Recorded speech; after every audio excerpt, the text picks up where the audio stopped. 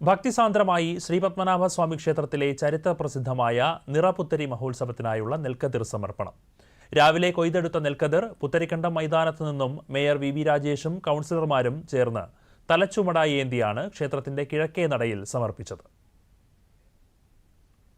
പൗരാണിക ആചാരങ്ങൾ പ്രകാരം കിഴക്കേക്കോട്ടയിലെ പുത്തരിക്കണ്ടത്തെ കൃഷിയിടത്തിൽ നിന്ന് കൊയ്തെടുക്കുന്ന കതിർ തിരുവനന്തപുരം നഗരത്തിന്റെ ഭരണാധികാരി ശ്രീപത്മനാഭസ്വാമി ക്ഷേത്രത്തിന്റെ കിഴക്കേ ഗോപുരനടയിൽ എത്തിക്കുന്ന രീതിയാണ് ഇത്തവണ നടപ്പാക്കിയത്.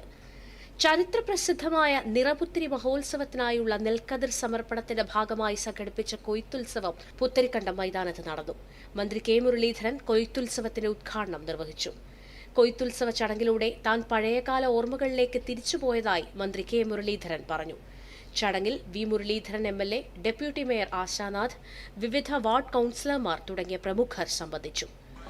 കൊയ്തെടുത്ത പുത്തൻ കതിരുകൾ തിരുവനന്തപുരം മേയർ വി രാജേഷ് നേരിട്ട് ക്ഷേത്രത്തിൽ സമർപ്പിച്ചു. മേയറും കൌൺസിലർമാരും ചേർന്ന് തലച്ചുമടായി ഏന്തിയാണ് ക്ഷേത്രത്തിന്റെ കിഴക്കേ നടയിൽ നെൽക്കതിരുകൾ സമർപ്പിച്ചത്.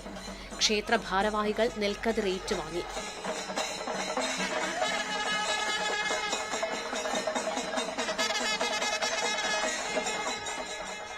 കാലങ്ങളായി മുടങ്ങിക്കിടന്ന പരമ്പരാഗത ചടങ്ങുകൾ വീണ്ടും നടത്തുവാൻ സാധിച്ചതിൽ അത്യന്തം അഭിമാനവും സന്തോഷവുമുണ്ടെന്ന് മേയർ വി രാജേഷ് മാധ്യമങ്ങളോട് പറഞ്ഞു. ഇന്ന് നെല്ല് കൊയ്ത് പത്മനാഭസ്വാമി ക്ഷേത്രത്തിന്റെ പ്രതിനിധികൾക്ക് ബഹുമാനപ്പെട്ട ദേവസ്വം മന്ത്രി ശ്രീ കെ മുരളീധരന്റെ സാന്നിധ്യത്തിൽ നെൽക്കതിർ കൊയ്ത് തിരുവനന്തപുരം മണ്ഡലത്തിന്റെ MLAയും ബഹുമാനപ്പെട്ട ഗതാഗത മന്ത്രിയായിട്ടുള്ള ശ്രീ CP ജോൺ ഉൾപ്പെടെയുള്ളവരുടെ സാന്നിധ്യത്തിൽ പത്മനാഭസ്വാമി ക്ഷേത്രം ഭരണാധികാരികൾക്ക് ആചാര അനുഷ്ഠാനങ്ങളോടുകൂടി കൈമാറി.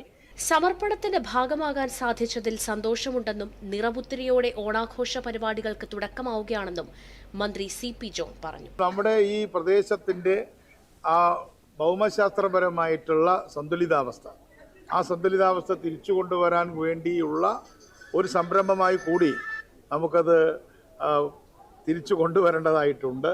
ഓഗസ്റ്റ് 3-നാണ് ശ്രീപത്മനാഭസ്വാമി ക്ഷേത്രത്തിൽ ചരിത്രപ്രസിദ്ധമായ നിറപുത്തരി ചടങ്ങ് നടക്കും. ദൂരദർശൻ ന്യൂസ്, തിരുവനന്തപുരം.